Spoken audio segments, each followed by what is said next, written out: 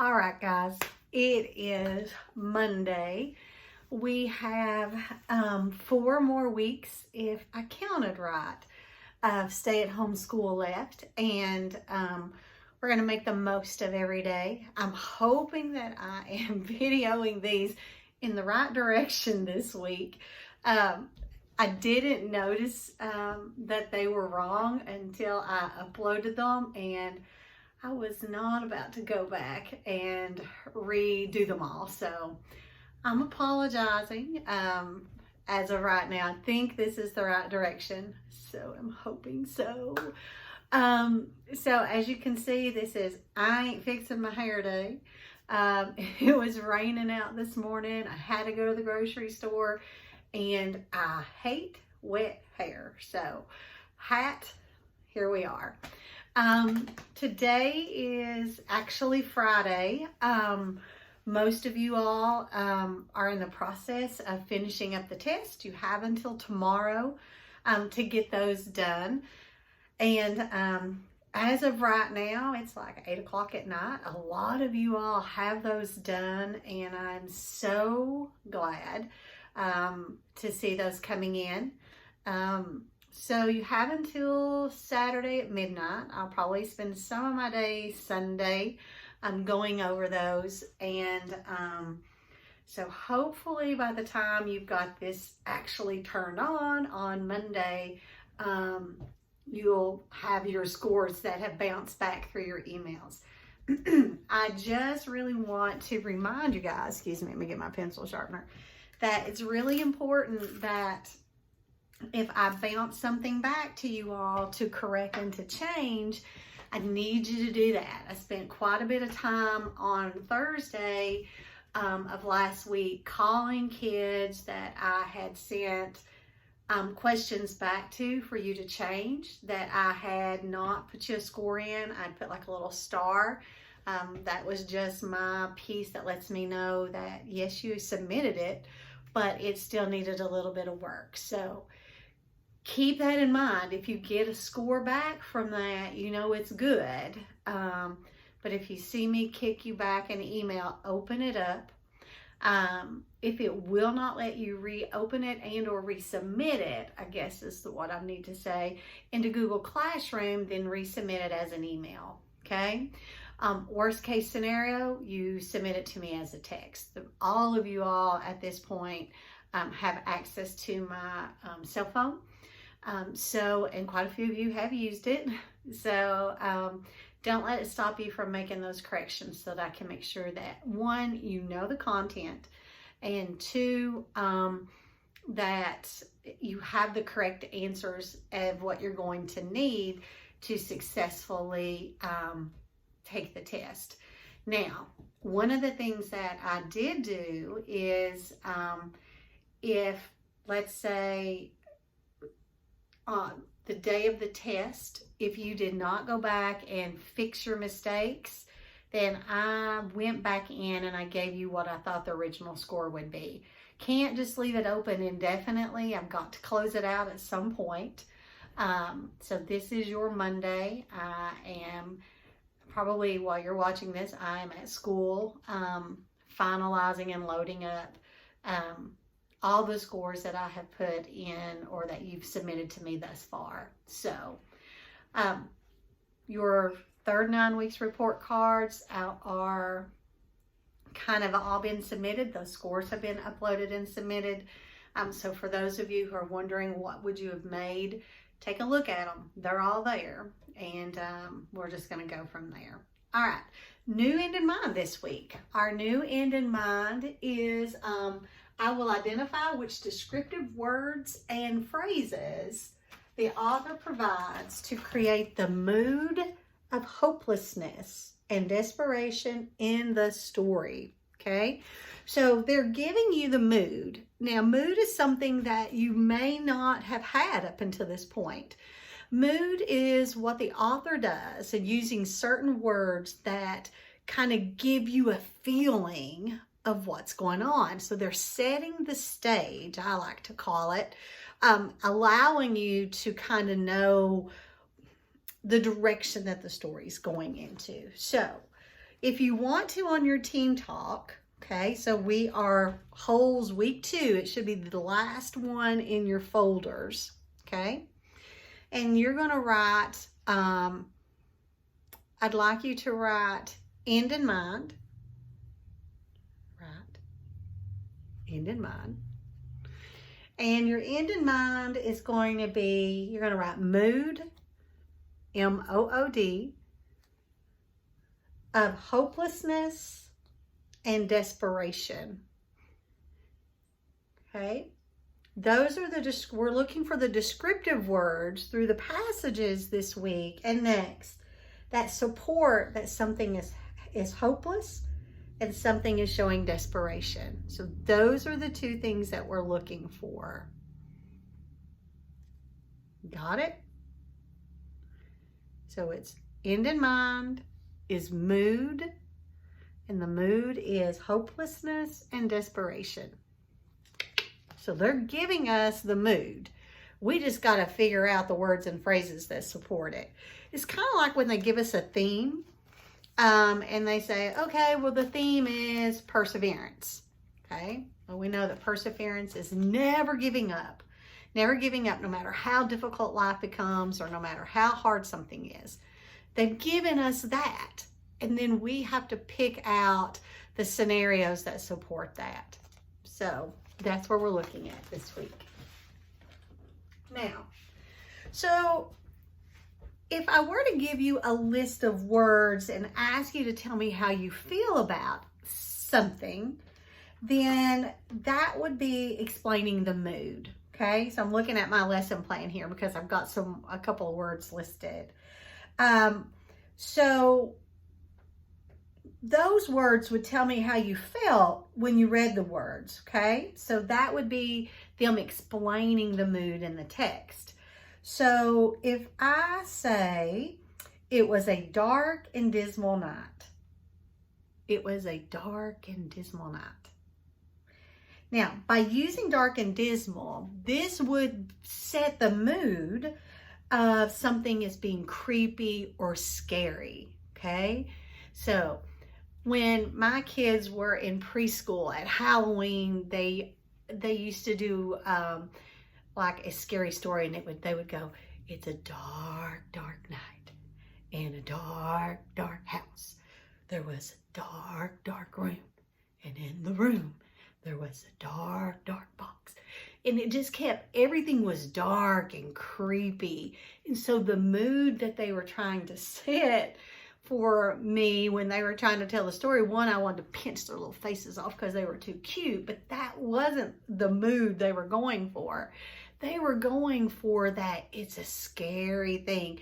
And then they would go, and inside the dark, dark box.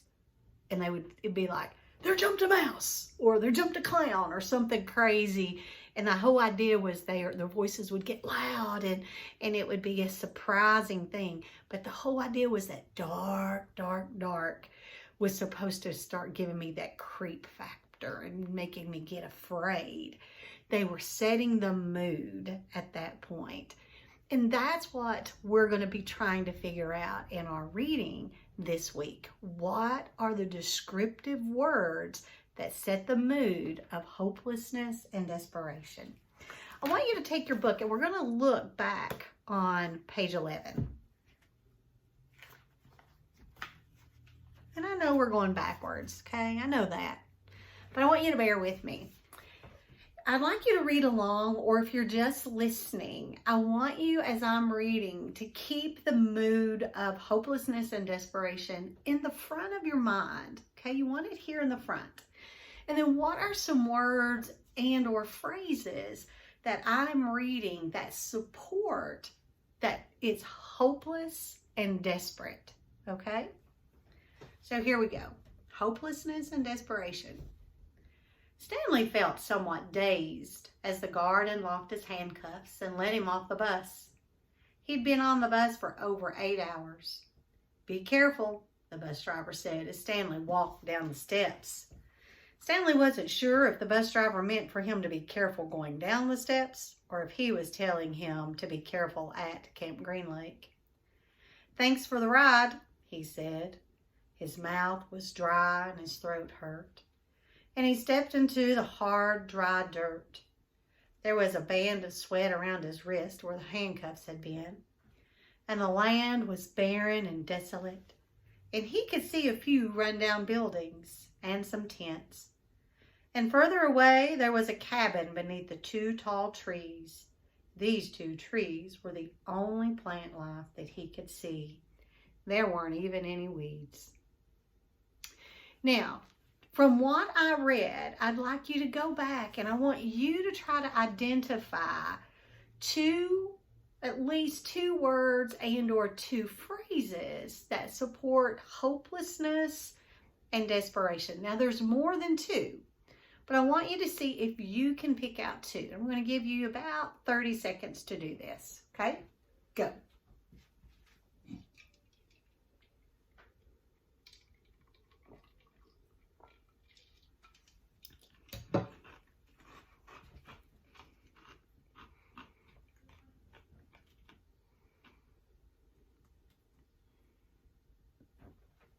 Remember, you're skimming and scanning through that text to help you.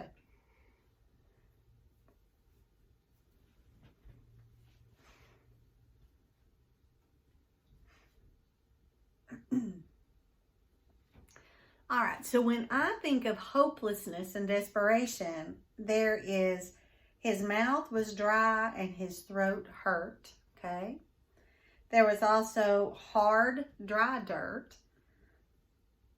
They talked about how the land was barren and desolate. And what that phrase means is that there was nothing growing. There was nothing lush or pretty about the place. There were rundown buildings. And the only plant life that he could see were 2 trees. So the author is painting this most dismal kind of picture for me. So the mood for Stanley getting off that bus was hopeless and things were kind of desperate. He could tell right from the beginning that this wasn't no summer camp, which is where he thought he was going. And so that is the support that we were looking for. Now, the vocabulary for this week is we have authority. That is the power. In your household, your family, your parents, your grandparents, or the people who love you and are taking care of you, they are the authority in your life. They have all the power since you are a child. Now, as you're getting older, sometimes you can renegotiate some of that power. And as you get older, they will relinquish some of the power and allow you to do things or to kind of figure things out on your own a little bit. But ultimately, they are the authority. We have occasionally, that means now and then. So occasionally you may cook dinner for your family. Occasionally you may get to go to your friend's house and spend the night. That means now and then. It's not something that you get to do all the time, but there are those instances when it does happen. We have strengthened. That means that you grew stronger. Penetrating is piercing. When I was probably about 10, my family we had gotten a new double wide trailer and we were all up on the house site kind of moving things around and cleaning up, and I had on some flip-flops. It was in the summertime and I was running through the yard and I stepped on a nail that was it had been hammered into a piece of wood, and the wood was lying here and the nail was sticking straight up, and as I ran, my foot went right on top of that nail and it penetrated the top of my foot. So it went all the way through. So penetrating is piercing. It pierced all the way through my foot, and then that wasn't the hard part. The hard part was pulling it back out. So penetrating is where something is piercing. Deposited is placed. Recited is said aloud. So if you've ever had to recite the Pledge of Allegiance for the school in the morning. You're saying it aloud. Hesitated is paused, and applied is put on. So I applied mascara this morning before I put my glasses on. What I'm noticing though is we've got a lot of ED words this week. We've got 1, 2, 3, 4, 5 out of our 8 words are ending in ED. So that's telling me that they're all talking in the past tense. So it's already happened. And so that's kind of good to remember as we're reading, and the context is almost like memory of something taking place already. So we want to remember that about our end in mind is all about the author that's created that mood. And what was the mood again? It's hopelessness and desperation. Let's go to page 59.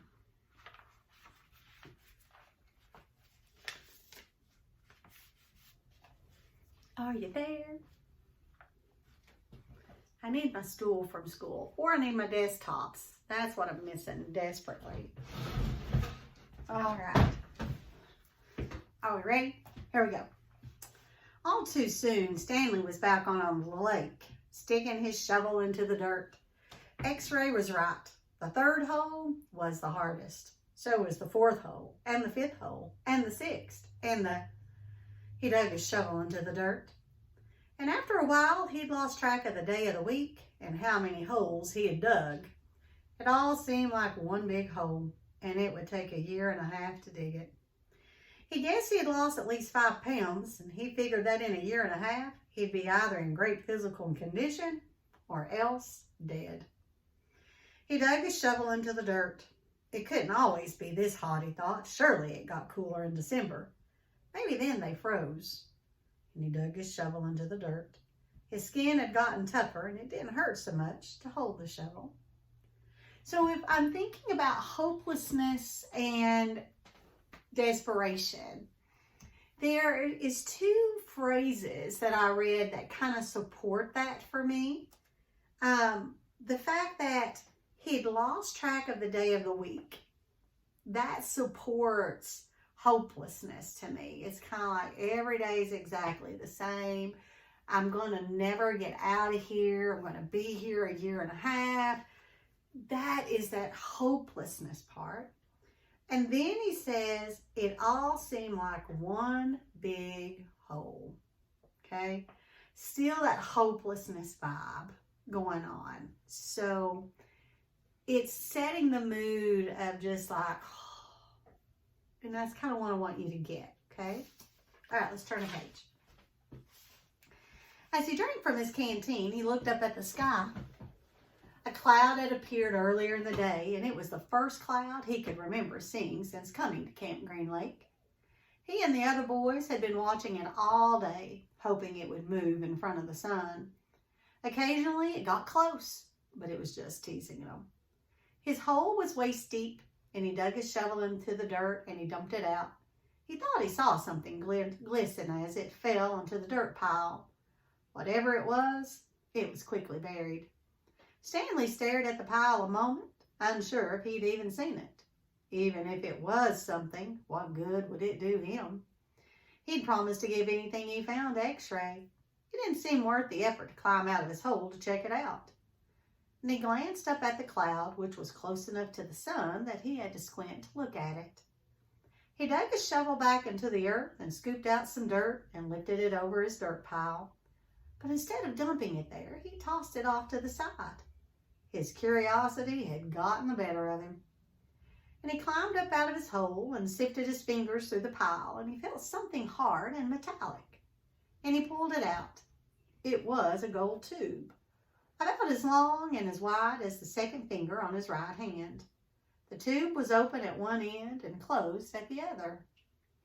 He used a few drops of his precious water to clean it, and there seemed to be some kind of design on the flat, closed end. And he poured a few more drops of water on it and rubbed it on the outside of his pants pocket. He looked again at the design engraved into the flat bottom of the tube, and he could see an outline of a heart with the letter KB etched inside it. Well, he tried to figure out some way that he wouldn't have to give it to X-Ray. He could just keep it, but that wouldn't do him any good. He wanted a day off. And he looked at the large piles of dirt near where X-Ray was digging. X-Ray was probably almost finished for the day. Getting the rest of the day off would hardly do him much good. Why, X-Ray would first have to show the tube to Mr. Sir or Mr. Padansky, who would then have to show it to the warden. But then X-Ray might be done anyway. Stanley wondered about trying to secretly take the tube directly to the warden. He could explain the situation to the warden, and the warden might make up an excuse for giving him the day off so X-Ray wouldn't suspect. And he looked across the lake toward the cabin under the 2 oak trees. The place scared him. He'd been at Camp Green Lake almost 2 weeks, and he still hadn't seen the warden. That was just as well. If he could go his entire year and a half without seeing the warden, that would be fine with him. Besides, he didn't know if the warden would find the tube interesting. And he looked at it again. It looked familiar. He thought he'd seen something like it somewhere before, but couldn't quite place it. "What you got there, caveman?" asked Zigzag. Stanley's large hand closed around the tube. "Nothing. Just, it was useless. I think I might have found something." "Another fossil?" "No, I'm not sure what it is." "Let me see," said Zigzag. Well, instead of showing it to Zigzag, Stanley brought it to X-Ray, and Zigzag followed. Well, X-Ray looked at the tube and then rubbed his dirty glasses on his dirty shirt and looked at the tube again. One by one, the other boys dropped their shovels and came to look. "Well, it looks like an old shotgun shell," said Squid. "Yep, that's probably what it is," said Stanley. He decided not to mention the engraved design. Maybe nobody would notice it. He doubted X-Ray could see it. "No, it's too long and thin to be a shotgun shell," said Magnet. "It's probably just a piece of junk," said Stanley. "Well, I'll show it to Mom," said X-Ray. "See what he thinks. Who knows? Maybe I'll get the day off." "Well, your hole's almost finished," said Stanley. "Yeah, so?" Stanley raised and lowered his shoulder. "So, why don't you wait until tomorrow to show it to Mom?" he suggested. "You can pretend you found it first thing in the morning. Then you can get the whole day off instead of just an hour or so this afternoon." X-Ray smiled. "Good thinking, caveman." And he dropped the tube into his large pocket on the right leg of his dirty orange pants. Stanley returned to his hole. And when the water truck came, Stanley started to take his place at the end of the line. But X-Ray told him to get behind Magnet in front of Zero. Stanley moved up 1 place in line. Chapter 14. Well, that night, as Stanley lay on his scratchy and smelly cot, he tried to figure out what he could have done differently. But there was nothing he could do. For once in his unlucky life, he was in the right place at the right time, and it still didn't help him. Do you catch the mood there, that desperation or hopelessness, that I'm finally in the right place, but it don't matter, it still didn't work out. That's what the author's trying to set for us, that no matter what, Stanley is just having that horrible moments that he just feels like he can never win. "You got it?" he asked X-Ray the next morning at breakfast. And X-Ray looked at him with half-opened eyes behind his dirty glasses. "I don't know what you're talking about," he grumbled. "You know," said Stanley. "No, I don't know," X-Ray snapped. "So just leave me alone, okay? I don't want to talk to you." Well, Stanley didn't say another word. Mr. Sir marched the boys out to the lake, chewing sunflower seeds along the way and spitting out the shells. He scraped the ground with his boot heel to mark where each boy was supposed to dig. Well, Stanley stamped down on the back of the blade of the shovel, piercing the hard, dry earth. He couldn't figure out why X-Ray snapped at him. If he wasn't going to produce the tube, why did he make Stanley give it to him? Was he just going to keep it? The tube was golden color, but Stanley didn't think it was real gold. And the water truck came a little after sunrise, and Stanley finished his last drop of water and stepped up out of his hole. At this time of day, Stanley sometimes could see some distant hills or mountains on the other side of the lake. They were only visible for a short while and would soon disappear behind the haze of heat and dirt. Well, the truck stopped and the dust cloud drifted past it. X-Ray took his place at the front of the line, and Mr. Pendanski filled his canteen. "Thanks, Mom," X-Ray said. He didn't mention the tube. And Mr. Pendanski filled all the canteens and then climbed back into the cab of the pickup. He still had to bring water to Group E, and Stanley could see them digging about 200 yards away. "Mr. Pendanski," X-Ray shouted from his hole. "Wait, Mr. Pendanski, I think I might have found something." Well, the boys all followed Mr. Pendanski as he walked over to X-Ray's hole. Stanley could see the gold tube sticking out of some dirt on the other end of X-Ray's shovel. Mr. Pendanski examined it and took a long look at its flat bottom. "I think the warden is going to like this." "Does X-Ray get the day off?" asked Squid. "Just keep digging until someone says otherwise," Mr. Pendanski said, and then he smiled. "But if I were you, Rex, I wouldn't dig too hard." Stanley watched the cloud of dust move across the lake to the cabin beneath the trees. The boys in Group E were just going to have to wait.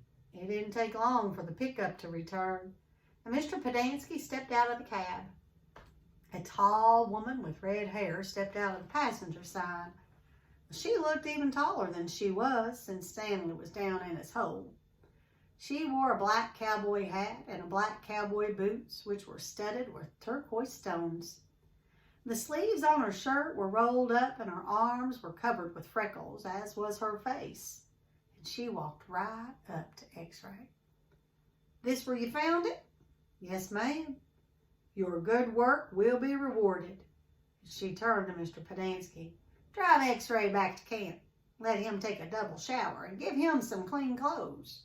But first, I want you to fill everyone's canteen." "Well, I just filled them a little while ago," said Mr. Pendanski. And the warden stared hard at him.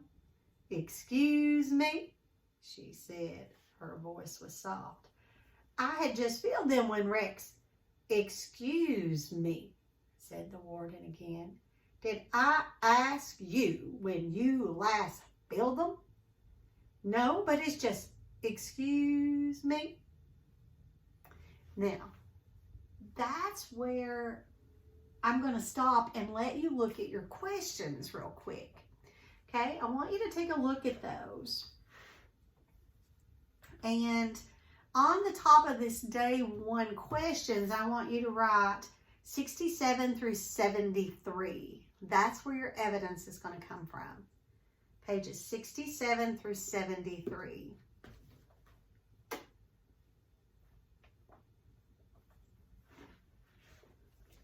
So question 1 says, why is the warden upset with Mr. Pendanski? And then support your answer. Why is she upset with him?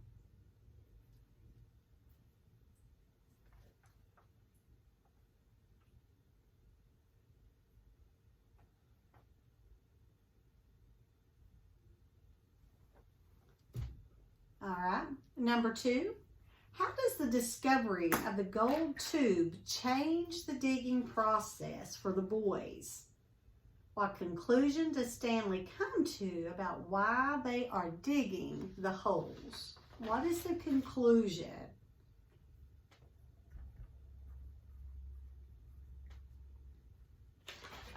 Number 3.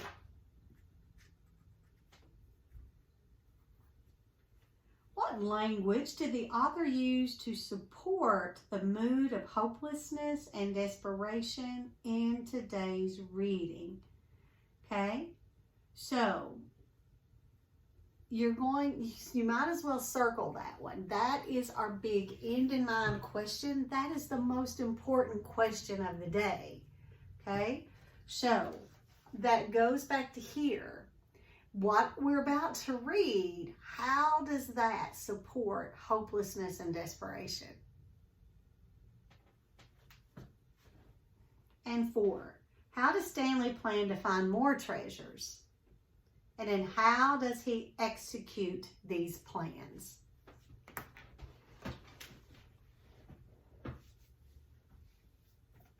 All right, so we have time to read just a few more pages, and then we will read the rest of our pages tomorrow, okay? So, top of 67.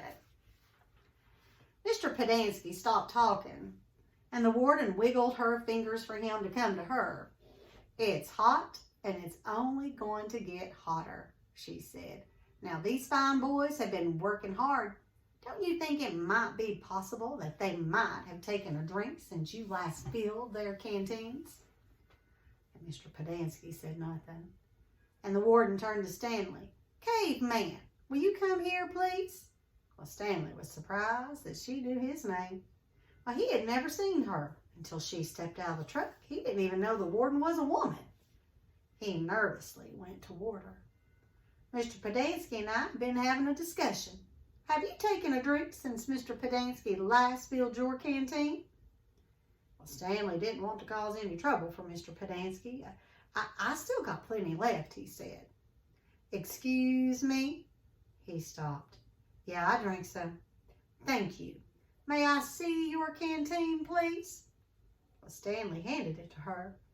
Her fingernails were painted dark red. And she gently shook the canteen, letting the water swish inside the plastic container. Do you hear the empty spaces? She asked. Yes, said Mr. Pedanski.